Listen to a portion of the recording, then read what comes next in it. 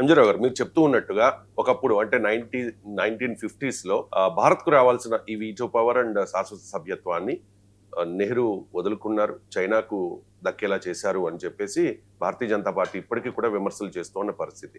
ఇప్పుడు యుఎన్ఓలో శాశ్వత సభ్యత్వం వీటో పవర్ రావడానికి చైనా కూడా మద్దతు ఇస్తానని చెప్పిన పరిస్థితి. అంటే నెహ్రూను మోదీ దాటేసినట్టేనా అంటే మీ విశ్లేషణ? ఎస్ అండి. ఇప్పుడు 1947 నుంచి 1964 వరకు భారత ప్రధానిగా పనిచేసింది నెహ్రూ. అదేవిధంగా 2014 నుంచి ప్రస్తుతం 2026 వరకు ప్రధానిగా పని చేస్తున్నది కూడా నరేంద్ర మోడీ. వీళ్ళిద్దరి మధ్య తీవ్రమైన పోటీ ఉంది. నరేంద్ర మోడీ గారే చెప్తారు ఏమని, నెహ్రూ వల్ల చాలా ద్రోహం జరిగింది భారతదేశానికి, జమ్మూ అండ్ కాశ్మీరు చైనా విషయంలో ఎంతెంతో జరిగింది అంటూనే చైనాకి శాశ్వత సభ్యత్వం ఇప్పించింది నెహ్రూ, భారత్కి రావాల్సింది చైనాకు వదిలేశారు అని బీజేపీ ఎప్పుడు తిడుతూ ఉంటుందన్నమాట. మరి ఇప్పుడు చైనా సపోర్ట్ చేసింది.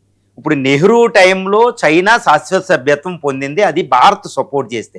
కానీ అదే నెహ్రూ టైంలో అదే చైనా మనల్ని వెన్నుపోటు పొడిచి ఆక్చాయ్ చిన్ను కొంచెం భూభాగాలను ఆక్రమించేసుకుంది. ఇప్పటికీ బార్డర్ ప్రాబ్లం. చైనాకి నెహ్రూ ఇచ్చినా అది వెన్నుపోటు పొడిపించుకున్నారు నెహ్రూ, కాబట్టి మోసం జరిగింది. కానీ నరేంద్ర మోడీ గారు డోక్లాం విషయంలో, గాల్వాన్ విషయంలో చైనాకి ఎదురొడ్డి నిలబడి యుద్ధం చేస్తావా రా అన్నట్టు ఛాలెంజ్ చేసి మళ్ళీ అదే చైనాని యుఎన్ఎస్సీలో శాశ్వత సభ్యత్వానికి ఒప్పించడం. కాబట్టి ఈ విషయంలో నెహ్రూ కంటే మోడీ విన్ అయినట్టు కనపడుతుంది. కానీ ఒక్క విషయం గమనించాలి. ఇప్పుడు ఈ విషయంలో నెహ్రూ ప్రస్తావన వస్తుంది, కానీ ఒక్క విషయం గమనించాలి. 1947-64 మధ్య ఇండియా పరిస్థితి ఏంటి, ప్రపంచ రాజకీయాలు ఏంటి, కోల్డ్ వార్ అప్పుడు ప్రచ్ఛన్న యుద్ధం అప్పుడప్పుడే వస్తుంది, రష్యా అటు అమెరికాల మధ్య తీవ్రమైన పోటీ ఉంది, అప్పుడే చైనా అప్పుడే పుట్టింది, కమ్యూనిస్ట్ అప్పుడే నవశిశువుగా పుట్టింది, ఏషియా కాంటినెంట్ అప్పుడే వలసవాదం నుంచి బయటకు వస్తుంది, ఇండియాకు అప్పుడే పుట్టిన దేశం 1500 సంవత్సరాల ఫారినర్స్ రూల్ తర్వాత అప్పుడే పుట్టింది. దానికి ప్రధానిగా అప్పుడే పుట్టిన భారతదేశానికి ప్రధానిగా నెహ్రూ పనిచేసి చాలా జాగ్రత్తగా ప్రతి నిర్ణయం తీసుకున్న సమయం వేరు. ఇప్పుడు గ్లోబల్ సూపర్ పవర్గా అవతరించిన ప్రస్తుత 2014 తర్వాత ఇండియా అవతరించిన దానికి ప్రధానిగా పనిచేయడం ఈజీ. అంటే నెహ్రూకి కష్టకాలం నరేంద్ర మోడీ గారితో పోలిస్తే. నరేంద్ర మోడీ గారు ఆల్రెడీ గ్లోబల్, ఆయన ప్రధానమంత్రి అయ్యేటప్పటికే గ్లోబల్ లీడర్ అయిపోతారు, ఎందుకంటే ఇండియా గ్లోబల్ లీడర్ కాబట్టి. కానీ 1947-1964 మధ్యలో భారతదేశం గ్లోబల్ లీడర్ ఏం కాదండి. దాన్ని గ్లోబల్ లీడర్గా చేయడానికి చేసిన ప్రయత్నం ఇంపార్టెంట్.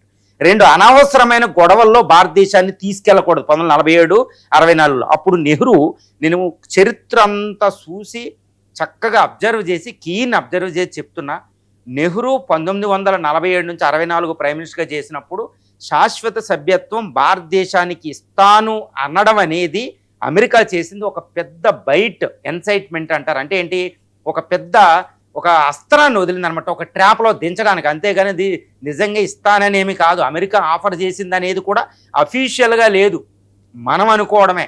అదేంటంటే ఇన్ఫార్మల్గా వచ్చిందంటే నెహ్రూకి. అప్పుడు నెహ్రూ వాళ్ళ సిస్టరు విజయలక్ష్మి పండిట్ అమెరికా రాయబారిగా పనిచేస్తున్నారు, ఆవిడ ద్వారా కూడా రాలేదు, ఇన్ఫార్మల్గా వచ్చింది.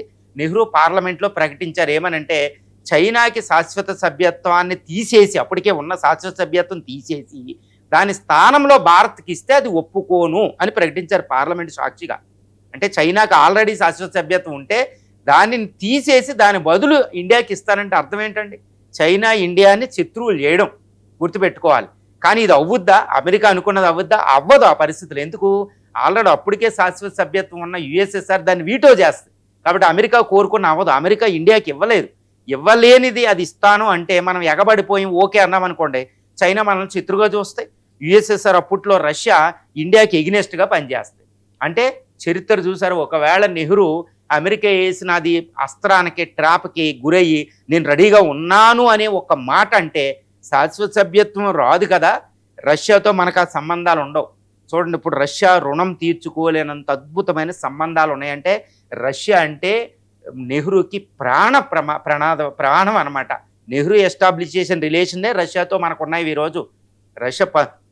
నెహ్రూ అప్పుడు కాంగ్రెస్ అధ్యక్షుడిగా ఉన్నప్పుడు, ఐఎన్సీలో ఉన్నప్పుడే 1929లోనే రష్యా వెళ్ళి కమ్యూనిస్ట్ సిద్ధాంతాలను చూసి, సోషలిస్ట్ సిద్ధాంతాలు చూసి రష్యా కమ్యూనిస్ట్ పార్టీలతో సంబంధాలు పెట్టుకుని లెనిన్ని కలిసి, స్టాలిన్ని కలిసి, క్రుచ్చేవ్ని కలిసి రష్యా ఇండియాకి సంబంధాలు పెట్టాడండి ఆయన. గుర్తుపెట్టుకోవాలి, ఆ సోషలిస్ట్ని కాన్స్టిట్యూషన్లో పెట్టాడు, సోషలిజం అనేదాన్ని. ఆ ఇన్ఫ్లుయెన్స్ నెహ్రూ మీద ఉంది. కాబట్టి రష్యాని శత్రువు చేసుకోలేదు, చైనాని కూడా శత్రువు చేసుకోలేదు, గుర్తుపెట్టుకోండి. అందువల్ల ఈరోజు భారతదేశం అలీన విధానం లేదా మోడీ అనే మల్టీ అలైన్మెంట్ అనేది నెహ్రూ పెట్టిన ఫారిన్ పాలసీయే. ఇదేం కొత్తగా వచ్చి పడిపోలేదు. మల్టీ అలైన్మెంట్ అనేది మోడీ గారు ఇప్పటికిప్పుడు ప్రవేశపెట్టింది కాదు. Nehru foreign policy continuation. సింపుల్గా చెప్పాలంటే ఆ నాన్ అలైన్కి మల్టీ అలైన్కి డిఫరెన్స్ ఏంటంటే నథింగ్. నాన్ అలైన్ అంటే అన్ని దేశాలతో సంబంధం ఉండడం, అంటే పాసివ్గా ఉండడం కాదు, యాక్టివ్గా ఉండడమే. ఇప్పుడు మోడీ గారు చేసేది కూడా అన్ని దేశాలతో సంబంధాలే, ఏమీ డిఫరెన్స్ లేదు. ఆ రోజు నెహ్రూ తీసుకున్న ఒక్క నిర్ణయం రష్యాని శత్రువుగా చేయలేదు, గుర్తుపెట్టుకోవాలి. ఈరోజు రష్యా సంబంధాలు అంత ఇంపార్టెంట్ అయినాయి. 1971లో మనం ఎంత ప్రయోజనాన్ని పొందామో చూసుకోండి, వాళ్ళ కూతురు. తర్వాత చైనాని మనం శత్రువుగా ఆయన ఎప్పుడు చూడలేదు. అమర్త్య సేన్ తన ఆర్గ్యుమెంటేటివ్ ఇండియన్ అనే ఒక బుక్లో చైనా ఇండియా సంబంధాలు చక్కగా వర్ణిస్తారు, గుర్తుపెట్టుకోవాలి. ఈరోజు చైనా కమ్యూనిస్ట్ పార్టీ ఉండడం వల్లే మనకు శత్రువుగా మారింది. కానీ ఒరిజినల్ చైనా బుద్ధిస్ట్ చైనా, అద్భుతమైన కల్చరు. ఇండియా చైనాలు ఎప్పుడు దెబ్బలాడుకున్నా ఇద్దరికీ ప్రమాదమే. ఇండియా చైనాలు ఫ్రెండ్షిప్పే చేయాలి, చరిత్ర గుణపాఠం అండి అది. ఈరోజు చైనా కమ్యూనిస్ట్ చైనా అయిపోయి పిచ్చిగా తయారైంది. ఈ పిచ్చోడికి చాలా జాగ్రత్తగా వ్యవహరించాలి మనం. పిచ్చోడితో పిచ్చి కుదురుస్తూనే మనం ఇండిపెండెంట్గా బిహేవ్ చేయాలి. ఈరోజు చైనా ఒరిజినల్ చైనా అయ్యేటప్పటికి ఇదిగో ఇలా మనసులు మార్చుకుంటూ సపోర్ట్ చేస్తూ ఉంటుంది, గుర్తుపెట్టుకోవాలి. చైనాని శాశ్వత శత్రుగా చూడకూడదు. అమెరికా 1947 నుండి ఇండియాని చైనాని ఒకదానికొకటి శత్రువులుగా చేసేస్తే అమెరికాకి తిరుగు ఉండదన్నమాట ప్రపంచంలో. అది 1947 నుంచి కూడా గేమ్ ప్లే చేసింది. ఆ గేమ్లో ఎప్పుడు నెహ్రూ పడలేదు, ఇప్పుడు మోడీ గారు కూడా ఇప్పుడు పడలేదు, గుర్తుపెట్టుకోండి. అంటే నెహ్రూ ఫారిన్ పాలసీని మోడీ గారు అమలుపరుస్తున్నారు, కానీ మోడీ గారు కొత్తగా తయారు చేసిన ఫారిన్ పాలసీ సిద్ధాంతాలు ఏమీ లేవు. ఇది నాన్ అలైన్మెంట్కి ఈ మల్టీ అలైన్మెంట్ మోడీ గారు చెప్పేదాన్ని నిశ్చితంగా గమనిస్తే చెల్లుతుంది. నేను కాంగ్రెస్కి బీజేపీ పాయింట్ ఆఫ్ వ్యూలో నేను చెప్పడం లేదండి. భారతదేశ దౌత్య విధానం, ఏ ప్రైమ్ మినిస్టర్ హస్తినాపురంలో కూర్చున్నా, ఏ ప్రైమ్ మినిస్టర్ కూర్చున్నా, నిద్రపోయే ప్రైమ్ మినిస్టర్ కూర్చున్నా, భారతదేశ దౌత్య విధానం అనేది ఒక అద్భుతం అండి. అది 1947 నుంచి అద్భుతంగా కొనసాగుతుంది. అది నెహ్రూ గొప్ప, మోడీ గొప్ప అనే చర్చలు ఇక్కడ మనకు అనవసరం. 1947 నుంచి అద్భుతమైన ఫారిన్ పాలసీ ఈరోజు కూడా కంటిన్యూ అవుతుంది. ఆర్కిటెక్ట్ ఆఫ్ ఇండియన్ ఫారిన్ పాలసీగా నెహ్రూకున్న పేరుని ఎవ్వరూ ఏమీ చేయలేరన్నమాట. ఒక అద్భుతం. అసలు తినడానికి తిండి గింజలు లేని భారతదేశాన్ని PL 480 అంటూ అమెరికా దగ్గరికి వెళ్ళి అడుక్కున్న బెగ్గింగ్ బౌల్ ఒక చేతిలో ఉండేదన్నమాట ఆయనకి. ఇండిపెండెంట్ ఫారిన్ పాలసీ ఓ చేతిలో ఉండేది. ఊహించండి, నెహ్రూకి ఎవరు సాటి వస్తారండి ఈ విషయంలో? ఒక పక్కన తిండి గింజలు అడుక్కుంటూ PL 480 పథకం అమెరికా నుండి, రెండో చేత్తో అమెరికాని శాసించేలాగా నిర్ణయాలు తీసుకునేవారు. ఇది కొరియన్ వార్లు ఏంటి, తర్వాత ఈజిప్ట్ వార్లు అమెరికా వచ్చి అటాక్ చేసినప్పుడు, బ్రిటన్ వచ్చినప్పుడు అటాక్ చేసేటప్పటికి అలీన విధానం పెట్టి కోల్డ్ వార్ని సప్రెస్ చేయడంలో ఏంటి, ఇవన్నీ గుర్తుపెట్టుకోవాలి మనం. ఏషియాకి అత్యధిక రోల్ ఇవ్వడం, అసలు ఆ టైంలో ఏమైనా పాత్ర ఉందా ఇండియాకి, ఏమైనా పవర్ ఉందా? కానీ ఒక పక్కన అడుక్కుంటూనే మరో పక్కన ఇంత అద్భుతమైన ఫౌండేషన్ వేసి నిర్ణయం తీసుకున్న వ్యక్తి ఏ స్థితిలో నిర్ణయం తీసుకున్నట్టు ఈరోజు మనకు బెనిఫిషియల్ అవుతుంది కాబట్టి Nehru is always great and greatest అనమాట. ఈజ్ రామచంద్ర గుహ చరిత్రకారు అన్నట్టు ఇప్పటి వరకు 18 మంది ప్రైమ్ మినిస్టర్లుగా పనిచేస్తే 18 మందిలో మొట్టమొదటి స్థానం నెహ్రూకే వెళుతుందండి. ఇందులో తిరుగులేదు. అలా నేను మోడీని తక్కువగా స్థాయి చూపించడం కాదు. మన తల్లిదండ్రులు, మన పూర్వీకులు వేసిన దాని మీదే మనం ఉంటాం, వాళ్ళ జీన్సే మనకు వస్తూ ఉంటాయి. వాళ్ళకంటే మన పూర్వీకుల కంటే నా పూర్వీకుల కంటే నేను గ్రేట్ అంటే ఐఎమ్ ఫూలిష్. ఎందుకంటే వాళ్ళ జీన్స్, వాళ్ళ ఆలోచన, వాళ్ళ పెంపకం అంతా నాలో ఉంటుంది. కాబట్టి వాళ్ళకంటే నేను ఎక్కువ, వాళ్ళు వేస్ట్, వాళ్ళని ముక్తి చేయాలి అనే స్టేట్మెంట్ అనేది it's a politically motivated statement. కాబట్టి దాన్ని పక్కన పెట్టాలి. బీజేపీ కాంగ్రెస్ గొడవలు వచ్చినప్పుడు మోడీ గారికి మాట్లాడతారు, కానీ యాక్చువల్గా మోడీ గారికి కూడా ఈ విషయం తెలుసు. ఇక్కడ మోడీ నెహ్రూ అనేది గ్రేట్ కాదు. నెహ్రూ గారి ఫారిన్ పాలసీని మోడీ గారు అమలు జరుపుతున్నారు. అది నాన్ అలైన్మెంట్, ఇది మల్టీ అలైన్మెంట్ అంతే.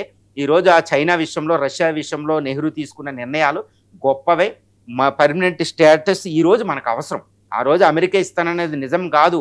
ఈరోజు అమెరికా అదే ఇవ్వాలి, చైనా అదే ఇవ్వాలి. This is the now India's stature అండి ప్రపంచంలో. It is a power to be reckoned with to get its due status in the world affairs. అదే UNSCలో శాశ్వత సభ్యత్వం. అమెరికా కాదనలేదు, యూరోప్ కాదనలేదు, ఆఫ్రికా కాదనలేదు, చైనా కాదనలేదు, రష్యా కాదనలేదు. ఈరోజు వాళ్ళందరూ తెచ్చి మన ప్లేట్లో పెట్టి మనకి ఇవ్వాలి. This is what happening in India. అది 1947 నుంచి ప్రైమ్ మినిస్టర్గా పనిచేసిన ప్రతి ప్రైమ్ మినిస్టర్కి ఈ క్రెడిట్ చెందుతుంది, అంతేకాని ఒక్కళ్ళది కాదు. ముఖ్యంగా ఈ క్రెడిట్ నెహ్రూకి చెందుతుంది.